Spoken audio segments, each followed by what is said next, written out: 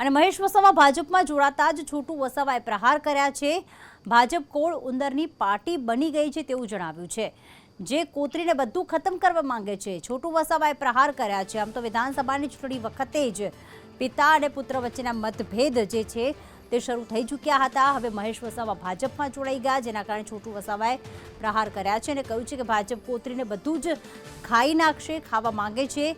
કોલસા ખનીજને કોતરવા માટે પુત્ર મહેશ વસાવાને લઈ ગયા છે, તેવો પણ પ્રહાર છોટુ વસાવાએ કર્યો। આ બધા કોલુંદર જેટલા બી ગયા છે અહીંથી, એ બધા કોલુંદરો છે અને પોતે પોતાનું ઘર ભરી દેવા માંગે છે। પ્રજાને એ લોકોની કંઈ પડી નથી। એટલે હું બધાને કહું છું કે સજાગ થઈ જાઓ। આ ભાજપ કંઈ આ દેશના તારણહાર નથી। કેટલા વખતથી રાજની અંદર છે ગુજરાતમાં, 35 વર્ષથી, હજુ એનો ડેવલપ જ નથી કરી રહ્યા એ લોકો।